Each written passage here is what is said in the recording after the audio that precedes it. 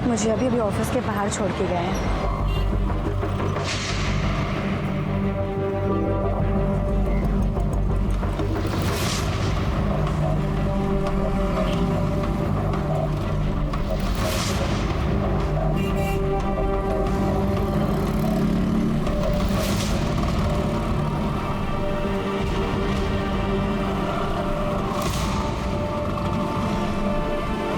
Hello, पिछले 4 kilometre से गाड़ी मुझे फॉलो कर रही है।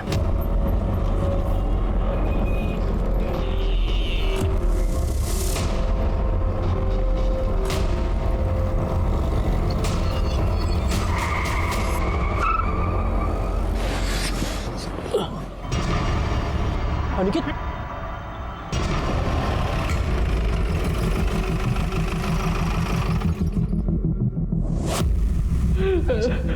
This way, sir.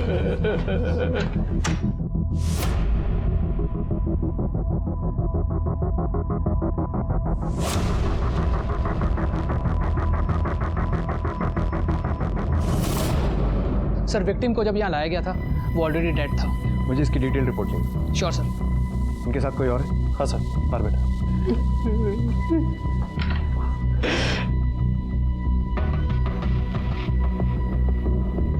मैं इंस्पेक्टर राजन मलिक। आप इनके साथ थे?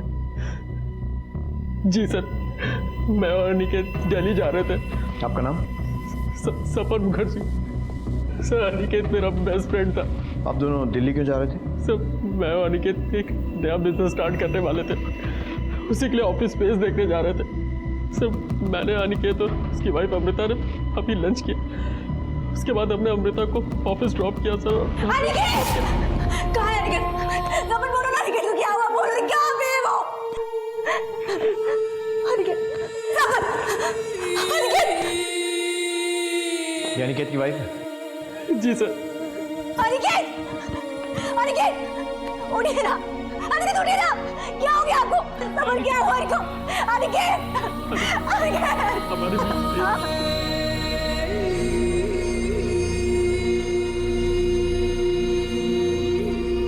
डॉक्टर से बोलो कि थोड़ी देर बाद पोस्टमार्टम करें और फॉरेंसिक टीम को भी बुलाओ। सर वो रही गाड़ी।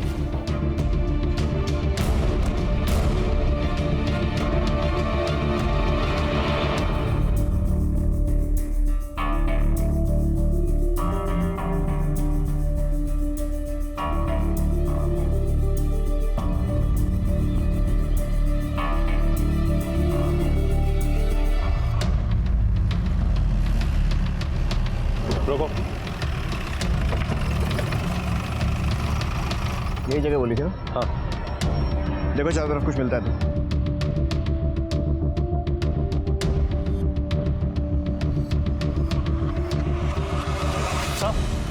सर ये देखिए, बुलेट।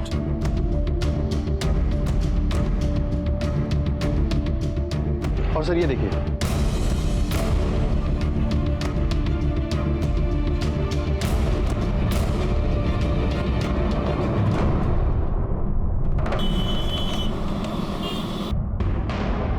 सर अनिकेत की एसयूवी जिस रास्ते से आई थी, मैंने उस पूरे रास्ते की सीसीटीवी फुटेज मंगा ली है। गुड। ऐसा करो, अनिकेत के दोस्त अपन को कल थाने बुलवाओ।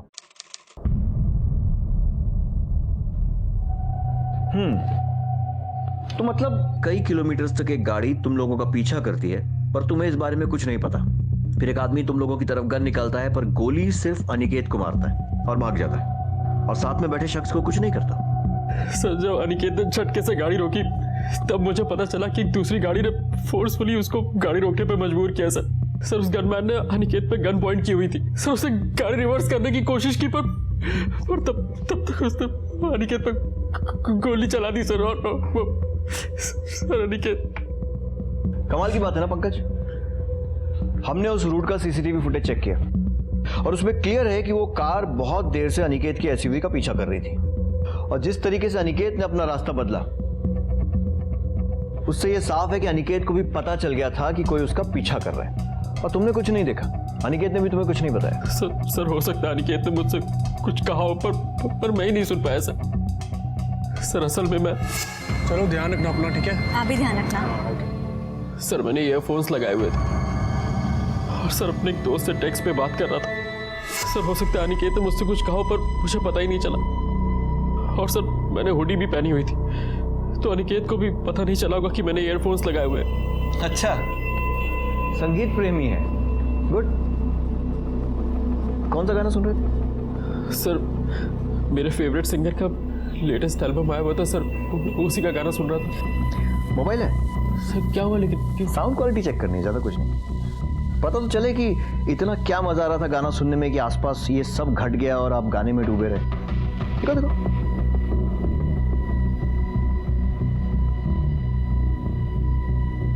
सुना? नहीं सर। पॉज्ड है। सर मैं सिर्फ इतना जानता हूँ कि अगर उस दिन पब्लिक ने शोर नहीं मचाया होता तो उस गनमैन ने सर वापस से फायर कर दिया होता। तो मतलब तुमने उस आदमी का चेहरा नहीं देखा? सर मैं आपको बता तो चुका हूँ कि उसने अपना चेहरा ढका हुआ था और सर उसने हुडी भी पहनी हुई थी, जैसे तुमने पहनी थी कल। हाँ सर, पर उसकी हुडी थोड़ी अलग थी। मतलब तुमने ऐसा कुछ भी नोटिस नहीं किया जिससे हमें उस गनमैन को पकड़ने में मदद मिले? सर टैटू, सर उसके राइट हैंड पे एक टैटू बना हुआ था सर। कैसा टैटू? सर एक बड़ा सा टैटू था सर, यहाँ से लेके यहाँ तक सर ग्रीन रंग का था, डिजाइन बनी हुई थी सर उसमें। हमारे स्केच आर्टिस्ट को बता के बनवा सकते हो? जी सर।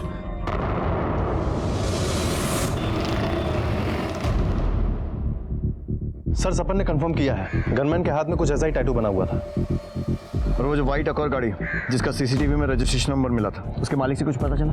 नहीं सर, अभी तक तो कुछ पता नहीं चला है, लेकिन जल्दी हम उस तक पहुंच जाएंगे। अनिकेत की फैमिली हिस्ट्री? सर अनिकेत के फादर मेरठ के जाने माने और रईस प्रॉपर्टी डीलर हैं। और सर ये भी पता चला है कि अनिकेत के पेरेंट अनिकेत और अमृता की शादी से खुश नहीं थे। क्यों?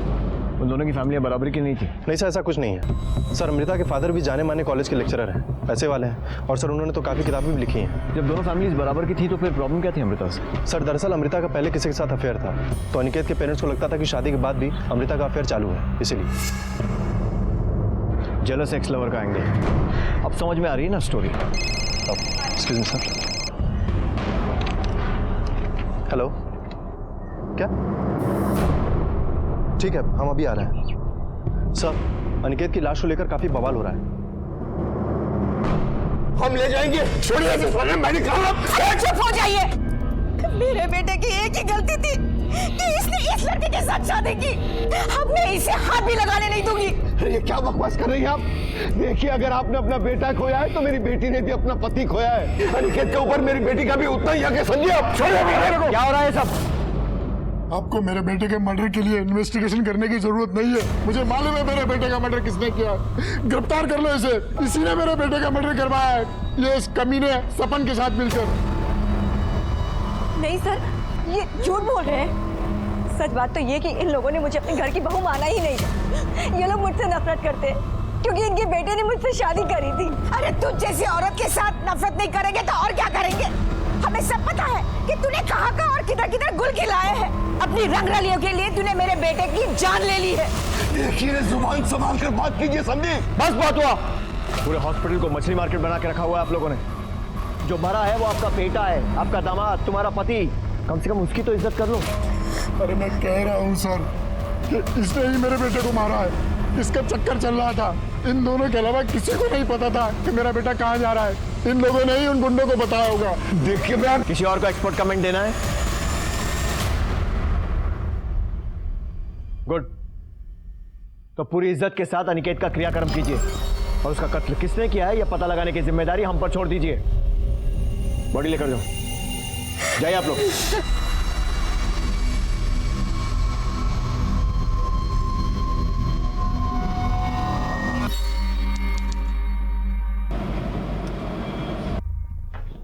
सर। हाँ पंकज। सर एक बुरी खबर है। पंकज मुझे बुरी खबर नहीं, लीड्स चाहिए। हाँ।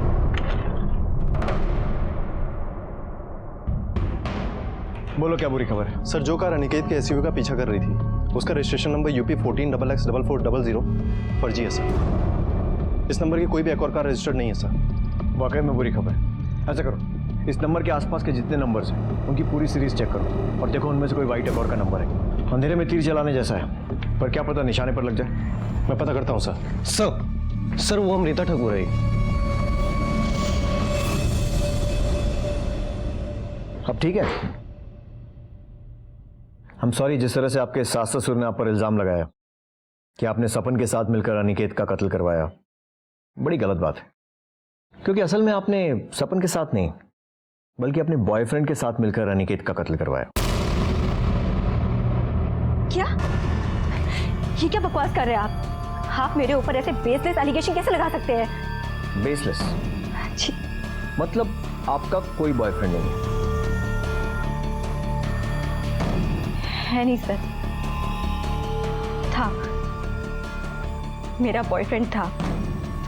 अनिकेत से पहले मेरी लाइफ में कोई और भी था, पर सर शादी से पहले मेरा उसके साथ ब्रेकअप हो चुका था। और अनिकेत से शादी करने के बाद मैं बहुत खुश थी। वो मुझसे बहुत प्यार करते थे और मैं भी उनसे बहुत प्यार करती थी। इनफैक्ट मैं अभी भी उनसे प्यार करती हूँ और वो कहीं नहीं गए। वो मेरे लिए जिंदा है, मेरे पास है। ये सब होने के 34 दिन पहले मेरी शादी हुई थी सर। मेरी किस्मत इतनी बुरी कैसे हो सकती है? और सर बॉयफ्रेंड जैसा तो कुछ भी नहीं है सर। सच में? अमृता जी, ये मेरे पास कुछ कागज हैं जिन्हें हम CDR कहते हैं, कॉल डिटेल रिकॉर्ड्स।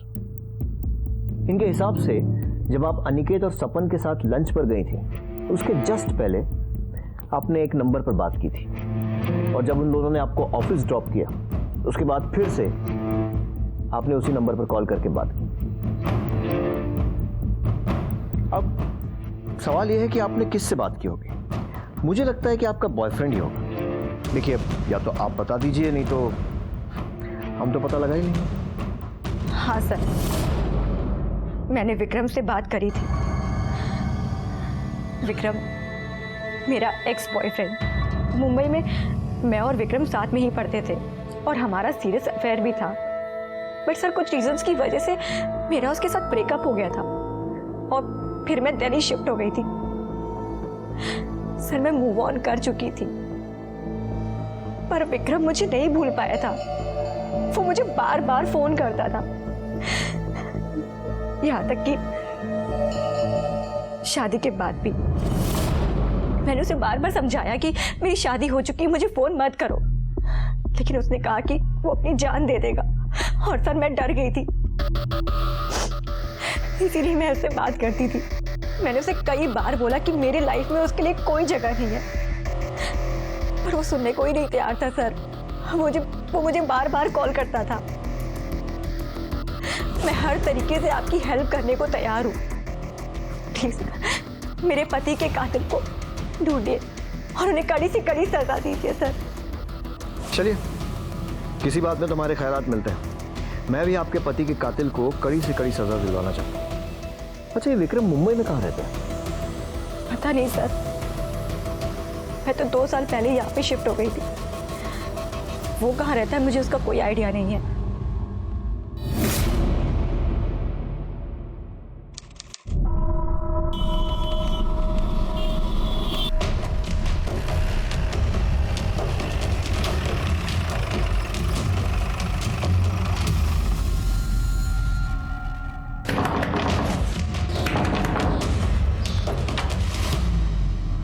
विक्रम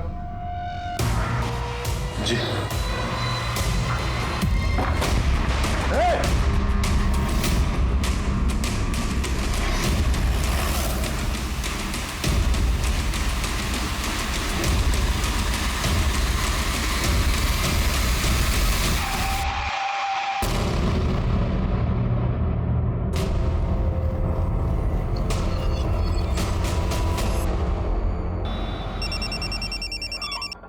हाँ पंकज, बोलो। क्या? यस सर, विक्रम पिछले 1 हफ्ते से दिल्ली में ही था। मैंने उसे अरेस्ट कर लिया सर। बहुत दौड़ाया साले ने। गुड, लगता है केस जल्दी सॉल्व होने वाला है। लेकर आओ इस विक्रम को। तब तक मैं जरा अमृता मैडम को मीटिंग के लिए बुलाता हूँ। ठीक है सर।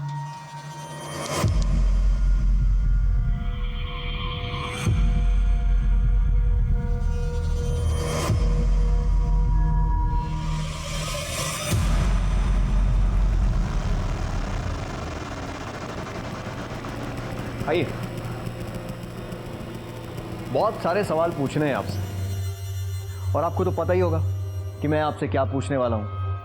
अब मैं आपसे सवाल पूछूंगा, फिर आप इनकार करेंगी, फिर मुझे आपसे सख्ती करनी पड़ेगी, फिर आप डर जाएंगे और फिर सब कुछ बताएंगे। इसमें ना बहुत सारा टाइम वेस्ट होगा हम दोनों का। तो बेहतर है कि आप खुद ही मुझे सब कुछ बता दें। क्यों? बैठिए।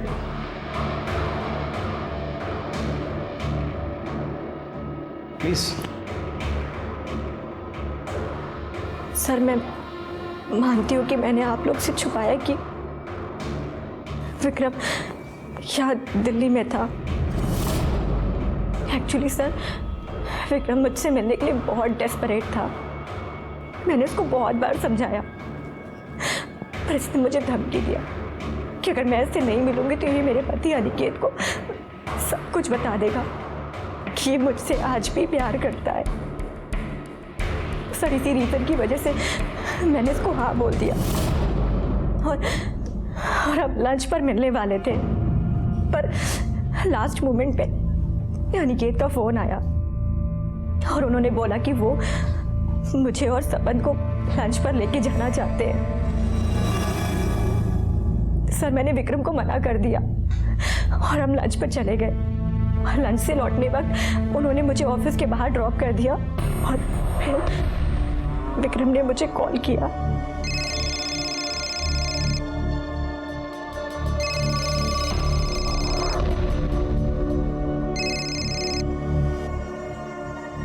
अनिकेत मुझे अभी ऑफिस के बाहर छोड़ के गया है। तुम यहाँ क्या कर रहे हो? तुम्हारा इंतजार। बट डोंट वरी, तुम्हारा इंतजार करने की तो मुझे आदत हो चुकी है। एनीवेज, अपना ऑफिस नहीं दिखाओगी? हाय अमृता।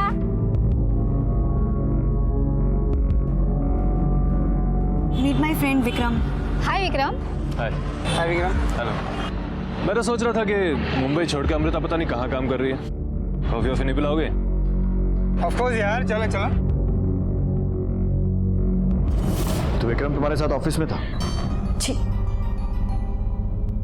विक्रम मेरे साथ ही था। जब मुझे फोन आया कि सब लोग अनिकेत को हॉस्पिटल लेकर जा रहे हैं, विक्रम ने मुझसे कहा कि वो भी हॉस्पिटल चलना चाहता है, पर मैंने उसको मना कर दिया सर, बिकॉज आप तो जानते हैं मेरे इन-लॉज वो मेरे पर कैसे कैसे एलिगेशंस लगाते हैं। इसी वजह से मैंने किसी को नहीं बताया कि विक्रम यहाँ दिल्ली में है। पर आई डोंट नो कि ये बात सपन को कैसे पता चल गई। मैंने उसको रिक्वेस्ट किया कि ये बात वो किसी को भी ना बताए। उस वक्त इतनी सारी चीज़ें थी हैंडल करने को, सब कुछ इतना कॉम्प्लिकेटेड होते जा रहा था और मैं नहीं चाहती थी कि कॉम्प्लिकेशंस और बढ़ जाए। तो फिर तुम पुलिस को देखकर भागी क्यों थे? सर, अमृता ने मुझे बताया था कि पुलिस को हमारे ऊपर शक है, तो मैं डर गया था सर। अमृता और विक्रम पर शक था, लेकिन अमृता के ऑफिस में पता करने पर वहां के स्टाफ ने यही बताया कि विक्रम उस दिन उन सब के साथ ऑफिस में ही मौजूद था जब अनिकेत का कत्ल हुआ। पुलिस को लगा था कि वो ये केस जल्दी ही सुलझा लेंगे। पुलिस को एक जरा सी आस नजर आई थी, लेकिन वो भी गलत साबित हुई और फिर उन्हें उस वाइट गाड़ी का नंबर मिला था जो कि फर्जी था।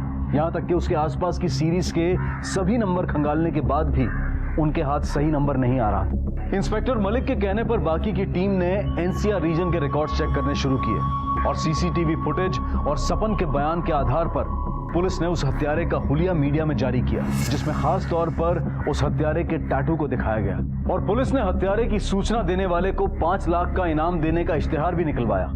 उन्हें उम्मीद थी कि इस तरह से जल्द ही कोई ना कोई उनके सामने जरूर आएगा, लेकिन जो उनके सामने आया वो एक बड़ी साजिश की तरफ इशारा कर रहा था।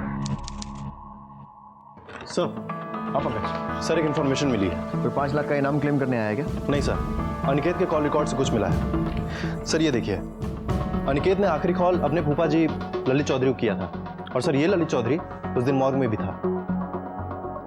हाँ, तो हो सकता है ऐसे ही कॉल किया हो। इसमें अलग क्या है? अलग है सर ये ललित और अनिकेत के पिता श्याम पहले बिजनेस पार्टनर्स थे। बाद में इन दोनों फैमिली में कट्टर दुश्मनी हो गई पिछले कई सालों से। और सर र्यूमर्स है कि इस ललित के बेटे अखिलेश ने एक धमकी दी थी कि वो पूरी ठाकुर फैमिली को खत्म कर देगा। चलो जरा इन फूफा जी से भी मिलते हैं, इनके कॉल रिकॉर्ड भी निकलवाओ, पता करें इन फूफा जी की नाराजगी का कारण।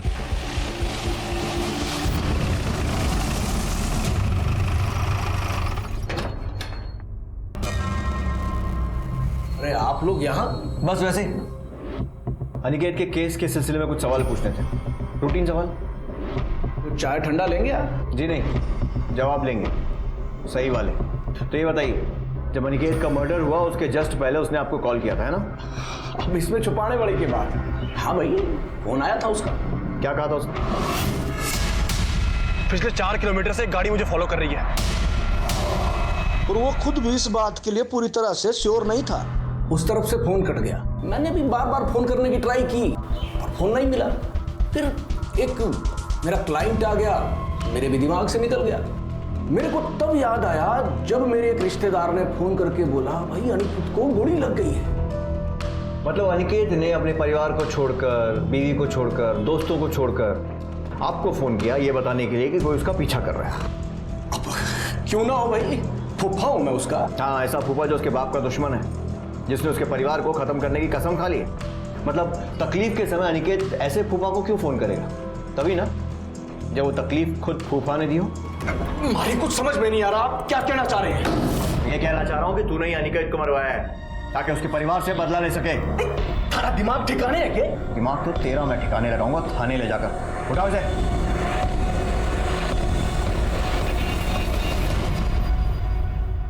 बहुत गलती कर रहे हैं। ये देख, ये नंबर जिस पर पिछले महीने तूने 2 बार बात की थी, किसका है? हजारों फोन करता हूं, अब किस किस को याद रखूंगा? मैं याद दिलाता हूं। बिरजू नाम है उसका, सुपारी लेता लोगों को मारने की। याद आया? हाँ, वो बिरजू को फोन किया था अनिकेत की सुपारी देने के लिए। अब क्या करता मैं? अनिकेत ने मेरे को धमकी दी थी कि पूरे परिवार को मार डालूंगा। मेरे को तो बड़ा गुस्सा आ रहा था, पागल हो गया था मैं। जैसे ही मारा गुस्सा शांत हुआ, मैंने मन बदल लिया। मन नहीं बदला है तो अपनी बात बदल रहा है। तू नहीं मरवाया ना अनिकेत को? नहीं सर, मैं सच कह रहा हूँ। आप बिरजू को पूछ लो। अनिकेत को भी ऐसा ही गुस्सा आ रहा था, वो भी यही समझ रहा था कि मैंने गुंडे भेजे हैं, तभी तो गुस्से में उसने मेरे को फोन किया था। पिछले 4 किलोमीटर से एक गाड़ी मुझे फॉलो कर रही है। ये बकवास बंद कर अनिकेत। हैं? अरे मैं बोल रहा हूं ना, मैंने कोई आदमी ना भेजे हैं। मेरे पीछे गुंडे सिर्फ तू ही भेज सकता है, लेकिन एक बात याद रख, तुझे मारे बिना मैं मरूंगा नहीं, समझा? तू अपने इन पछड़ों में ना मारे को मत डाल। और वैसे भी तूने और तेरे बाप ने जो है बड़े लोगों का उल्लू काटा है, उनमें से ही कोई होगा। तुझे तो मैं बाद में देखता हूं। उसके बाद अनिकेत का कोई फोन नहीं आया। जब तक हमारी इंक्वायरी पूरी नहीं हो जाती ना, शहर छोड़कर मत जाइयो। सर हमने काफी नंबर से मैच कराया, लेकिन एक कार का नंबर ऐसा मिला जो उस नंबर से काफी करीब है। और सर इस व्हाइट अकॉर्ड कार का नंबर है UP 14XX 4300, ना कि 4400। हो सकता है उन लोगों ने 300 का 400 कर दिया। Yes sir. और सर ये कार गाजियाबाद के रहने वाले किसी महेश त्रिपाठी के नाम पे रजिस्टर्ड है। महेश त्रिपाठी?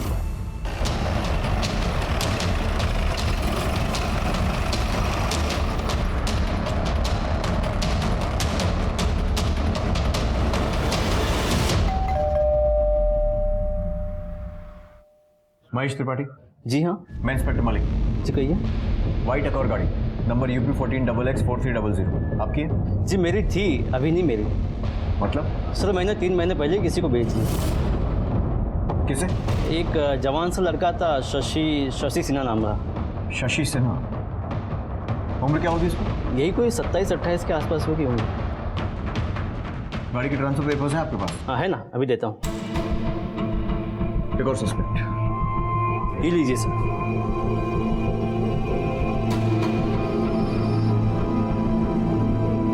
क्या है इसमें? कुछ भी क्लियर नहीं है। ओह सॉरी सर, थोड़ी सी गलती से ग्रेवी गिर गई थी इसके ऊपर। उसके बारे में कुछ और बता पाएंगे? ज़्यादा कुछ नहीं पता उसके बारे में, लेकिन हाँ उसके हाथ में छोटा सा टैटू था। कुछ ऐसा था क्या?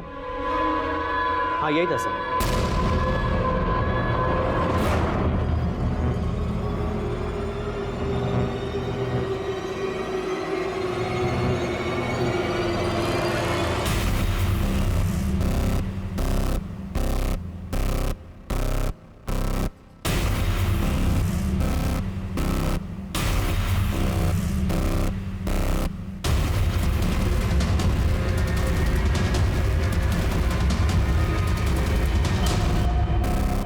मैंने बोला था ना तेरे को। अरे हाँ यार, मुझे लगा था यहाँ कोई नहीं रहता है। एक हफ्ते से है यहाँ, बाहर भी बहुत कम निकलता है।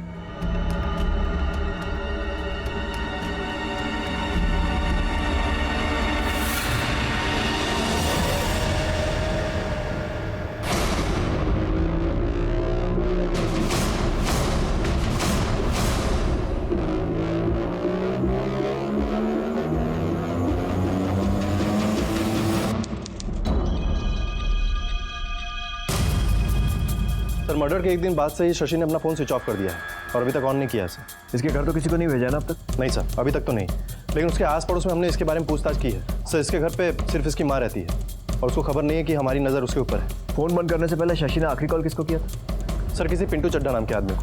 पता करो इस पिंटू चड्डा के बारे में, शायद उसके जरिए हम शशि तक पहुँच सकें। अब पूरी भाजी कितने की थी? पूरी भाजी 40 रुपए की।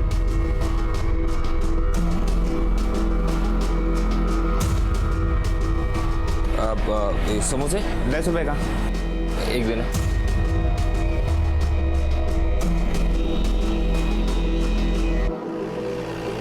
अरे सुनो, ये मकान नंबर 248/7 किधर है? इधर चलो।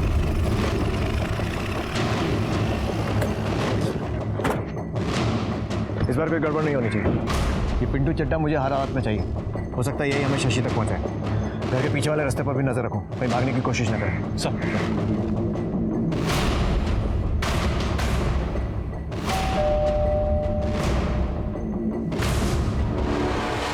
कौन चाहिए? आप पिंटू चड्डा? हाँ हूँ। तो ये बता, शशि सिन्हा कहाँ है? सब मुझे माफ कर दो, मुझे नहीं मालूम। मैं पिंटू चड्डा नहीं हूँ। झूठ बोलता है, लेकिन चल। इसने कुछ नहीं किया सर, मत मारिए मत मारिए। अरे आप लोग क्यों मार रहे हैं इसे? झूठ बोलेगा तो पिटेगा। बोल रहा है कि पिंटू नहीं हूँ। हाँ साहब, ये पिंटू नहीं है, ये तो नत्थू है। अरे यहाँ बेर और इमली का ठेला लगाता है और ये बीवी है उसकी। तो पिंटू चड्डा कहाँ है? वो तो मर गया अभी कुछ ही दिन पहले। कोई बीमारी हुई थी उसे, कोई आगे पीछे था नहीं, तो हम लोगों ने पैसे इकट्ठे करके उसका क्रियाक्रम कर दिया था। साहब, ये घर खाली पड़ा था तो मैं अपने परिवार के साथ आकर यहाँ रहने लगा।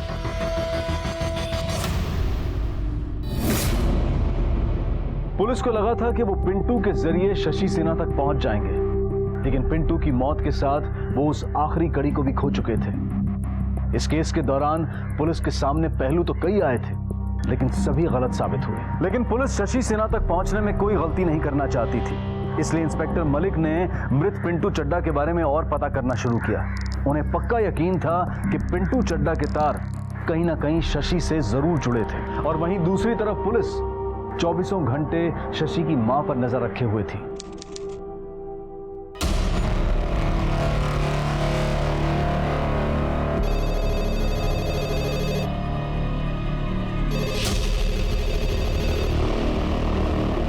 हेलो हेलो माँ, अब शशि बोल रहा हूँ। शशि बेटा, कहाँ हो तुम? कैसे हो? मैं ठीक नहीं हूँ माँ, मुझे कुछ पैसे की जरूरत है। घर आ जाओ बेटा। माँ अभी घर नहीं आ सकता मैं। क्यों? किससे डर रहे हो? वो गुंडा, वो भी तुम्हारे पीछे पड़ा है ना? माँ ये सब मैं अभी बता नहीं सकता। आपने मेरे लिए कुछ 10-15 हज़ार का जुगाड़ करके रखा, ठीक है? अब मैं आपको फिर से फोन करता हूँ।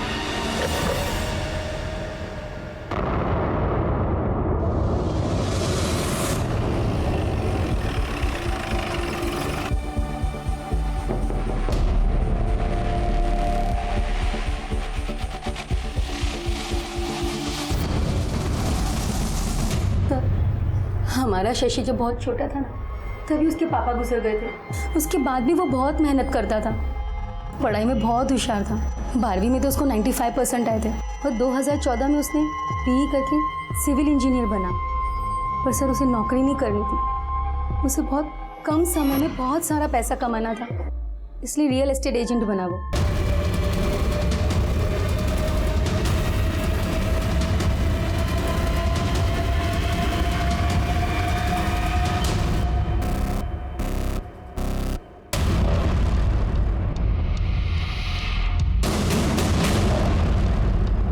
और फिर उसने ढेर सारे पैसे कमाना शुरू कर दिए। सर शुरू में तो सब कुछ ठीक चल रहा था, फिर उसने एक फ्लैट की डील की जिस पर केस चल रहा था, बेचारा बहुत बुरी तरीके से फंस गया था। उसका बिजनेस डूबने लगा, इसीलिए उसने एक लोन लिया। किससे लोन लिया था उसने? वो पिंटू है, पिंटू चड्डा। मुझे तो एक आंख नहीं भाता है वो। मेरा बेटा जब पैसा नहीं चुका पा रहा था, हर रोज घर पे आता था तकाजे के लिए। और एक दिन तो देख, अब बहुत हो गई तेरी बहानेबाजी। अब मुझे तेरे बहाने नहीं चाहिए, पैसे चाहिए, मेरे पैसे। अरे बोला ना दे दूंगा। तुम्हारे पैसे लेके भागा जा रहा हो क्या मैं? क्या समझ रहा है तू मुझको? है? बहुत एकड़ी है तेरी, बहुत एकड़ी है। हाथ छोड़ के बात करो। छोड़ के बात कर रहा। प्लीज मैं तुम्हारे हाथ जोड़ती हूँ, मेरे बेटे को मत मार। एक हफ्ते में या तो तू मुझे मेरे पैसे दे दे या फिर मैं तेरी जान ले लूंगा। सर, अगले ही दिन शशि घर से चला गया 4 लाख के जुगाड़ के लिए, पर अब तक घर नहीं लौटा। मैंने राजू से भी पूछा और उसने कहा कि उसे कुछ नहीं पता। राजू कौन? सर, वो मैकेनिक है, मेरे बेटे की गाड़ी देखता है। कौन सी गाड़ी है शशि के पास? सफेद एक और है सर। UP 14XX4400, यही नंबर है ना? तो उस दिन से शशि से ना तो आपकी बात हुई न राजू की। जी नहीं। आप एक माँ हैं, अपने बेटे की खातिर कम से कम आपको झूठ नहीं बोलना चाहिए। सर, उसका फोन आया था पैसों के लिए, वही तो वो बोल रहा था। मैंने उससे पूछा भी कि क्या वो गुंडा उसका पीछा कर रहा है, उसे परेशान कर रहा है, लेकिन उसने मुझसे कुछ भी नहीं कहा। सर प्लीज मेरे बेटे को बचा लीजिए। देखिए, फिलहाल हम लोग जा रहे हैं, लेकिन हमारा एक आदमी 24 घंटे आपके घर पर नजर रखेगा। आपकी फोन कॉल भी रिकॉर्ड होंगी और मुझे पूरी उम्मीद है कि आप अपने बेटे को ये नहीं बताएंगी कि पुलिस को उसकी तलाश है, क्योंकि अगर आपने ऐसा किया तो आप और आपका बेटा दोनों बहुत बड़ी मुसीबत में पड़ सकते हैं। पिंटू एक हिस्ट्री शीटर था और वो कई बार जेल जा चुका था। और आखिरी बार जब पिंटू जेल गया था तो वहां वो एक दूसरे अपराधी धर्मपाल शर्मा यानी कि धर्म के काफी करीब आ गया था। और जेल से निकलने के बाद भी पिंटू अक्सर फोन पर धर्म से बातें किया करता था। अब पुलिस ये शक कर रही थी कि हो सकता है कि धर्म, पिंटू और शशि मिले हुए हों और ये कोई गैंग है जिन्होंने ये हत्या सुपारी के लिए की हो। इसलिए पुलिस ने धर्म को ढूंढना शुरू किया ताकि वो धर्म के जरिए शशि तक पहुंच सके।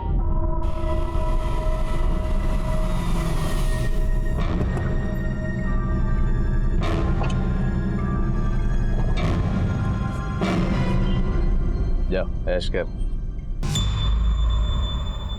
क्या बात है धर्म पाजी, आप तो सच में धर्मात्मा बन गए। 100 का नोट दे दिए। अरे हम तो पैदाइशी धर्मात्मा है।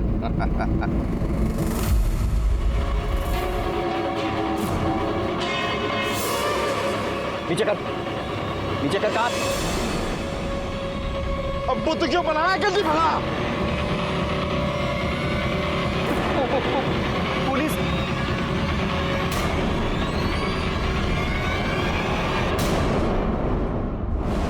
भाई, लोग लाख बातें बना लें, ठुल्ला मामू बोल लें, पर पुलिस ना मुजरिमों तक पहुंच ही जाती है। अच्छी बात है ना? पर पता पुलिस की बुरी बात क्या है? मारती बहुत है। और हमारे पंकज को तो खास मजा आता है मुजरिमों को मारने में। तो मार खाने से बच जा और अनिकेत के मर्डर के बारे में सब कुछ सच सच बता दे। माता रानी दी सौ साहब, मैंने कुछ नहीं पता। हाँ साहब, जरूर है कि मैं चोरी की कारों का धंधा करता हूँ और ये चोरी की कारें खरीद के ये शराब माफिया और क्रिमिनल गैंग को बेचता हूँ। और पिंटू, उसका क्या लेना देना है इस सबसे? साहब जी, जब भी कोई क्लाइंट ये गड्डी वड्डी का ऑर्डर करता है तो वही सादा पिंटू यो गड्डी का जुगाड़ करता है। मतलब पिंटू तेरे लिए चोरी की गाड़ियां सप्लाई करता था? हाँ जी। आखिरी कौन सी गाड़ी का ऑर्डर दिया था तूने उसे? फॉर्च्यून गड्डी था साहब। एक ड्रग डीलर ने मैंने ऑर्डर किया सी तो मैं पिंटू ने किया कि वैसे ही फॉर्च्यून गड्डी का जुगाड़ करने वास्ते मैं पैसे भी दिते साहब उन्होंने 6 लाख रुपये। फिर कुछ नहीं साहब, मेरा कोई वापस कॉन्ट्रैक्ट वॉन्ट्रैक्ट होया नहीं। मैं सोचा कि वो गड्डी का जुगाड़ करने वास्ते लगे होया है, फिर मैंने कल ही पता चलिया कि मर गया हो। शशि सिन्हा को जानता है? नहीं जानता है साहब, रब दी सो नहीं जानता।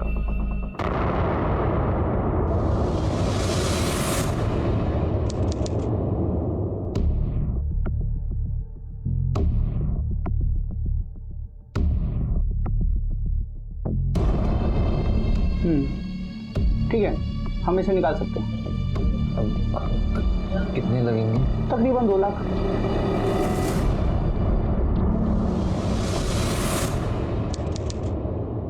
सर हमें शशि कॉल रिकॉर्ड से राजू मैकेनिक का नंबर मिल गया है। हमने शशि की माँ से कंफर्म भी करा लिया है सर, और राजू के नंबर को सर्विलांस पे भी डाल दिया है। जैसे ही शशि राजू को फोन करेगा हमें पता चल जाएगा सर। गुड।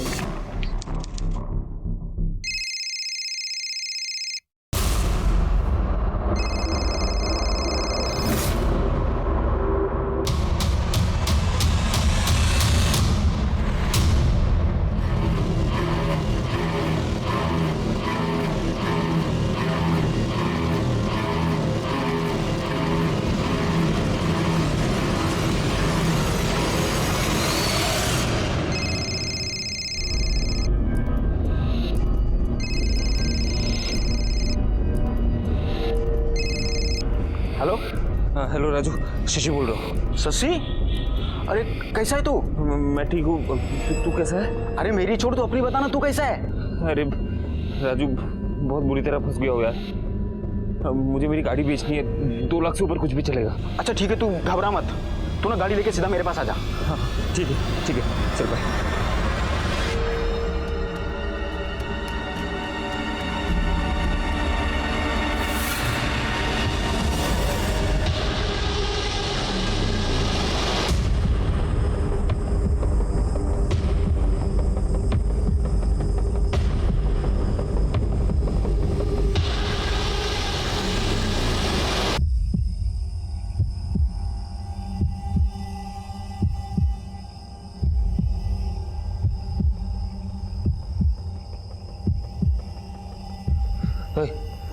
राजू का है? मैं शशि, राजू को बुलाओ यार।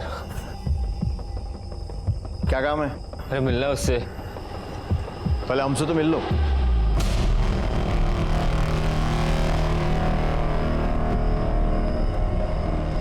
लेके चलो इसे। पिंटू के डर से हम घर से भागकर छिपते फिर रहे थे, लेकिन पिंटू को हमारे ठिकाने का पता चल गया। पिंटू भाई, मैं सोच रहा हूँ कि आज तुझे मार के तेरा किस्सा ही खत्म कर दूं। नहीं पिंटू भाई, लेकिन नहीं, मुझे लगता है कि तुझे एक चांस देना चाहिए। तुझ पे तरस आ रहा है मुझे, तो चल देता हूँ। तू मेरे लिए एक फॉर्च्यून एसयूवी कार लेकर आ जा, तो मैं ना तेरे 4 लाख रुपए और उसका सूद सब माफ कर दूंगा। फॉर्च्यून एसयूवी कहाँ से लेके आओ पिंटू भाई? कहाँ से लेके आओ? अरे चोरी कर ले। मुझे उसकी उधारी चुकानी थी और मेरे पास कोई चारा नहीं था, और मैं और राजू मैकेनिक उस दिन नोएडा में व्हाइट फॉर्च्यून एसयूवी ढूंढने निकल गए। हमें 1-2 एसयूवी मिली, पर वो व्हाइट नहीं थी। फिर हमें रेस्टोरेंट के बाहर अनिकेत की व्हाइट फॉर्च्यून देखी।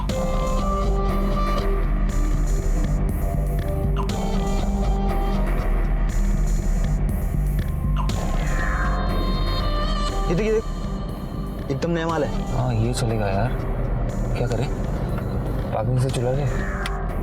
पार्किंग चुराने में खतरा है, कैमरे लगे होंगे। मैं तो बोलता हूँ मौका देखकर रास्ते में छीन लेते हैं। मैं गाड़ी पे नजर रखता हूँ, तू जाकर आसपास का जायजा लेके। ठीक है, चल।